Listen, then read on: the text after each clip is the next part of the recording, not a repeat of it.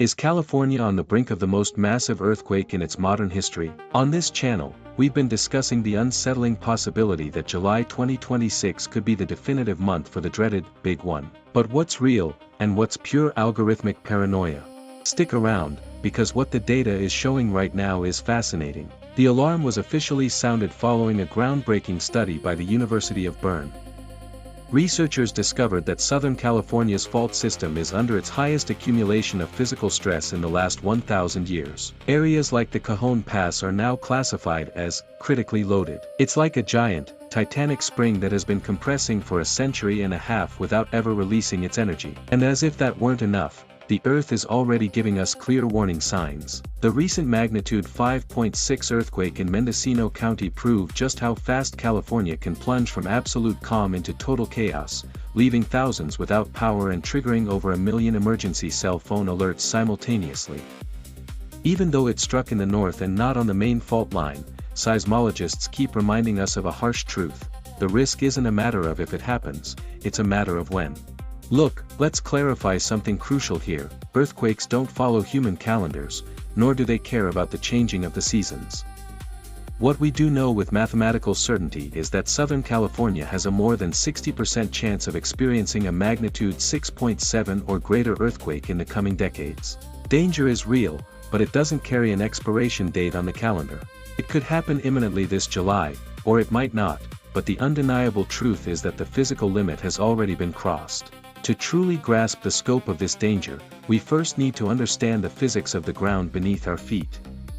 California sits right on top of a living, breathing boundary, the San Andreas Fault. It's a strike-slip or transform fault, meaning two massive tectonic plates are grinding past each other horizontally. The Pacific Plate wants to surge north, while the North American Plate resists, pushing south. In an ideal world, this movement would be smooth and continuous. But in reality, massive friction locks the jagged deeper rocks in place. The plates jam, yet the planet's deep, primal forces keep pushing.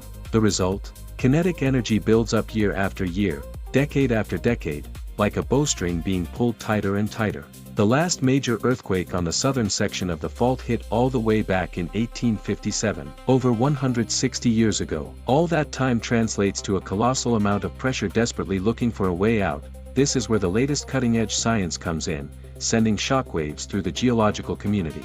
A revolutionary study by the University of Bern and the University of Hawaii used supercomputers to simulate 1,000 years of seismic activity in Southern California. What they uncovered left geologists stunned. The ultimate flashpoint is called the Cajon Pass, a mountain pass northeast of Los Angeles where the San Andreas Fault directly intersects the San Jacinto Fault. Historically, this specific hotspot acted as an earthquake gate, a natural lock that blocked seismic energy so a rupture on one fault wouldn't easily bleed into the other. However, the mathematical model revealed that the physical stress on the San Jacinto Fault has reached a staggering 3.6 megapascals, the highest level of tectonic strain recorded in a millennium. The gate can no longer hold. Scientists warn that if one of these faults snaps, the other will rupture instantly in a devastating domino effect, unleashing a dual mega-earthquake capable of crippling Los Angeles, San Bernardino, and Riverside all at once. While the south builds up pressure, the north is already starting to crack. The strong magnitude 5.6 earthquake in Mendocino County was physical proof that California's peace is just an illusion. Centered near the town of Willits, this quake shattered roofs, knocked out power to thousands of homes, and sent instant emergency alerts screaming across more than 1 million cell phones. Even though it occurred on the Macama Fault and not the San Andreas, seismologists raised red flags over a specific technical detail: its depth. It struck a mere 5 miles below the surface. Shallow quakes like this don't cause a slow, rolling motion, they produce a sharp, vertical, and incredibly violent jolt that maximizes destruction on the surface. If a moderate 5.6 quake could shake the north from Sacramento all the way to the San Francisco Bay Area, imagine what a quake 1,000 times more powerful would do to the south. The U.S. Geological Survey has already mapped out the absolute worst-case scenario, known as the shakeout scenario. A magnitude 7.8 earthquake in Southern California wouldn't last the typical 10 or 15 seconds people are used to. The ground would violently convulse for 2 full minutes. The soil would undergo a process called liquefaction, where water-saturated sand behaves entirely like a liquid, causing massive buildings to sink and collapse from their foundations. The primary aqueducts, high-voltage power grids, and gas pipelines feeding Los Angeles physically crossed the San Andreas Fault. Within the first few minutes, the entire region would be completely cut off from the rest of the country, left without water, without electricity, and battling hundreds of simultaneous fires. Mathematical data tells us the probability of an event this massive striking in the coming decades is over 60%. We are no longer waiting to see if it happens, we are living on borrowed time.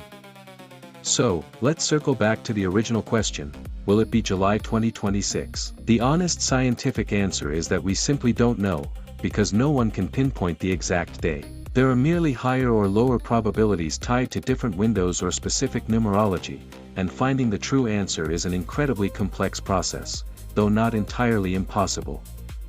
Because of this, July, and specifically July 11th, will continue to be a highly volatile and high-risk window for the region. Share this video with anyone you know who lives or has family on the West Coast.